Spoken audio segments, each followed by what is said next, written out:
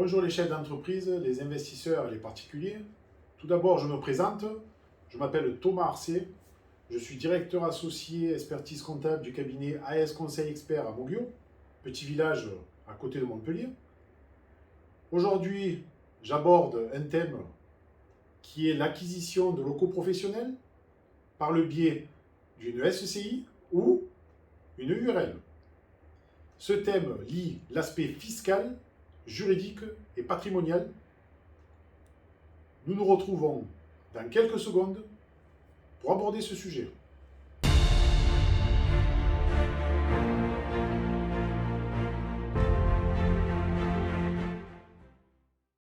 Nous revoilà.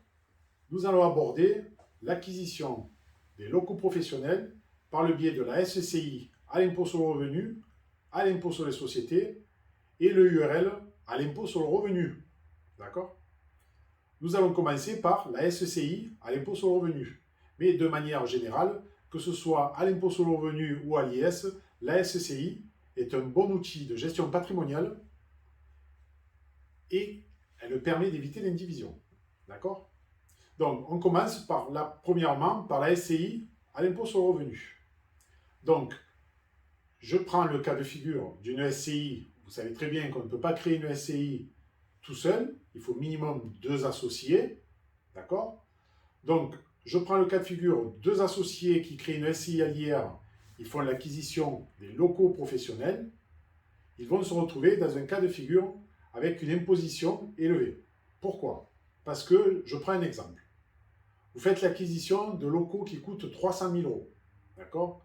Vous faites un emprunt, vous avez un apport de 100 000, vous faites un emprunt de 200 000, et vous dites qu'il y a un loyer, je dis n'importe quoi, hein, de 15 000 euros ou 20 000 euros par an. 20 000 euros par an de loyer. D'accord ?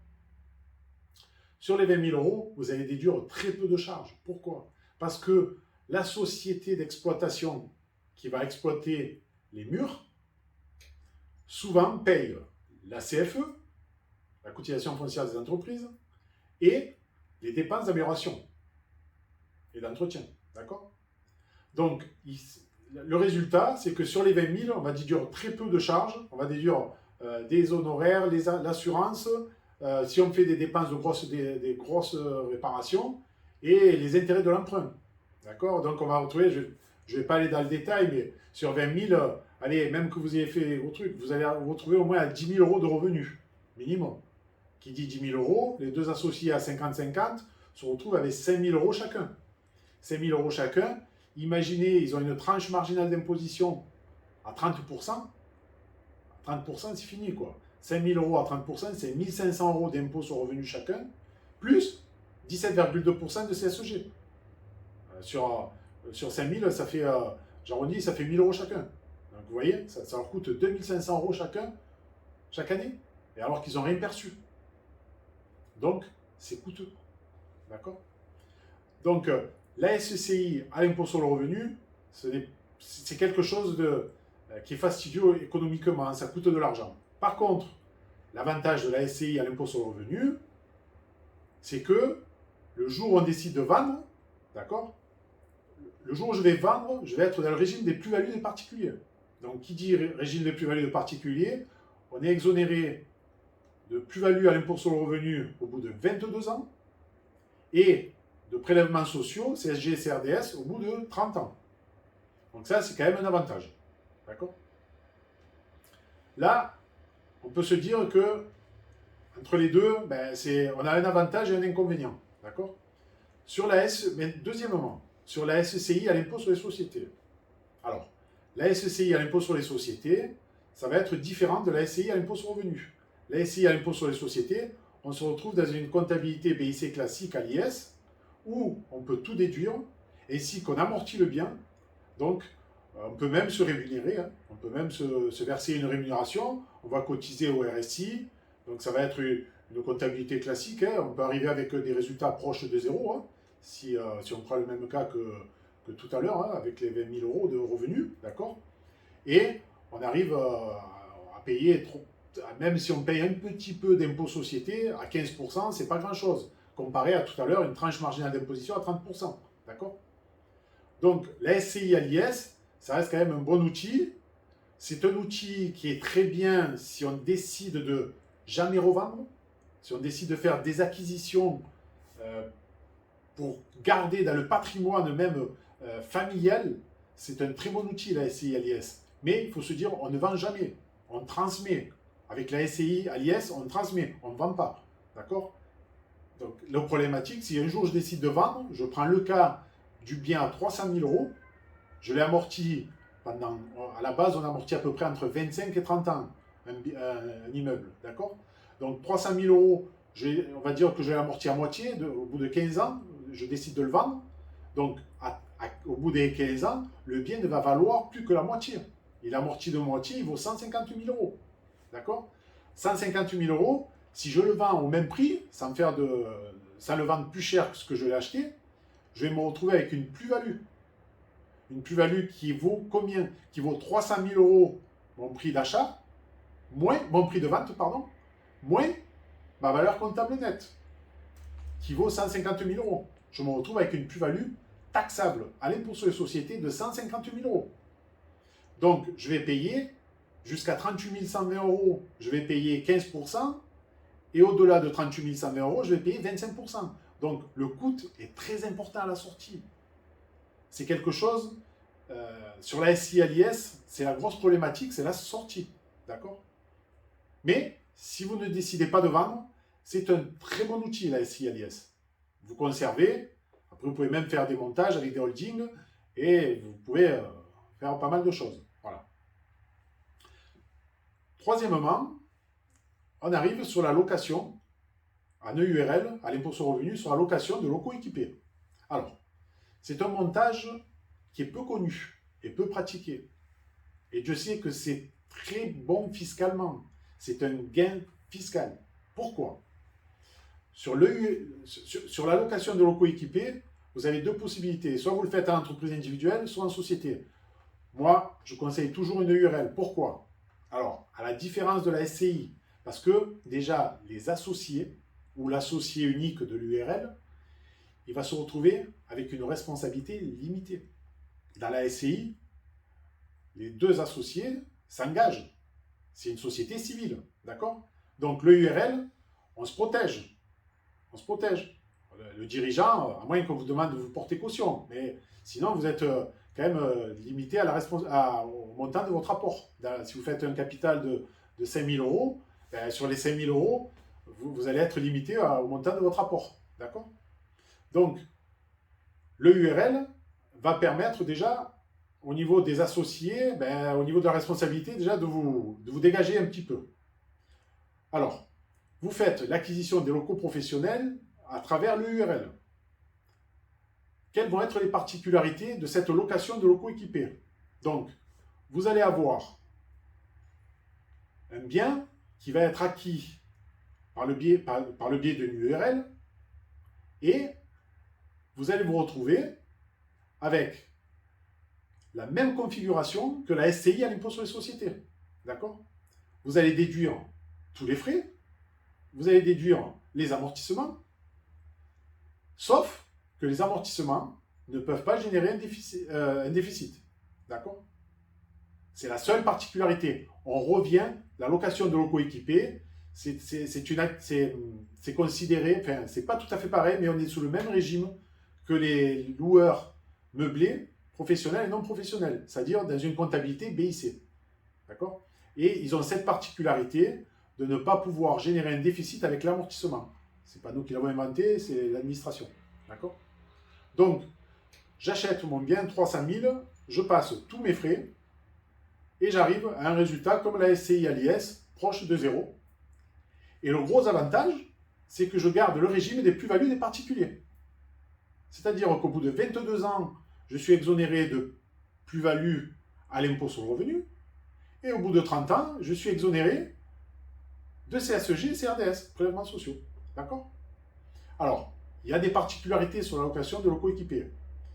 Vous pouvez être sur la location de locaux équipés, ça peut être, alors, on est dans une configuration de revenus BIC, hein, comme je vous ai dit, BIC, bénéfice industriel et commercial, et il y a deux particularités. Soit vous êtes un BIC non professionnel, ou soit un BIC professionnel.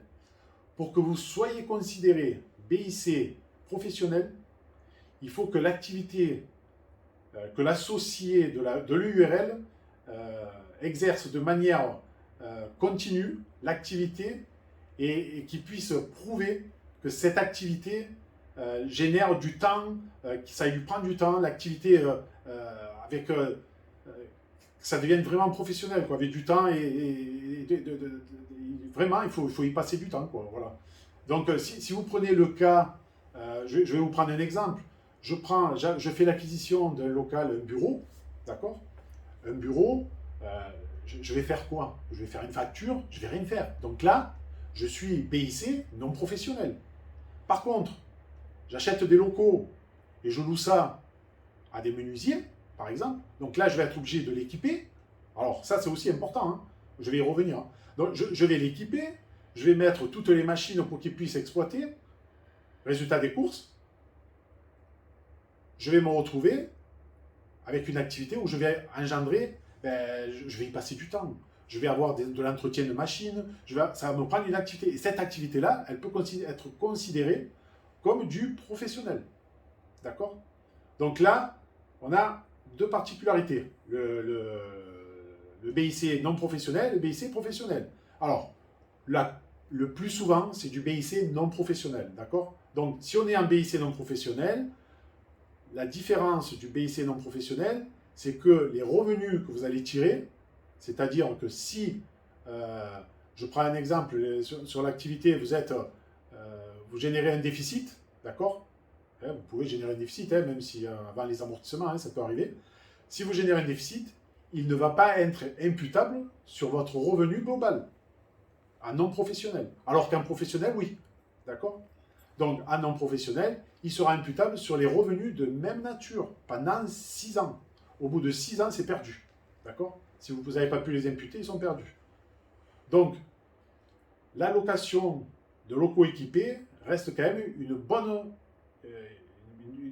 un bon montage. C'est un bon montage fiscal. Alors, j'ai oublié une chose. Quand on fait l'acquisition des locaux par le biais de l'URL, il faut penser à équiper le bien. D'accord? Il faut que par exemple, je prends le cas d'un bureau pour, on va dire, pour du secrétariat, par exemple, une secrétaire qui veut exercer dans le local, dans le bureau, mais il va falloir l'équiper de sorte à que la personne puisse exercer son activité totalement. Attention, si vous équipez pas le local de tout le matériel nécessaire à l'activité, si vous avez un contrôle fiscal, vous êtes redressé. Hein. Donc ça, c'est d'office. Donc faites très attention à ça. J'ai oublié de le dire en amont, mais je vous le dis maintenant. Donc ça, c'est un caractère très important. D'accord?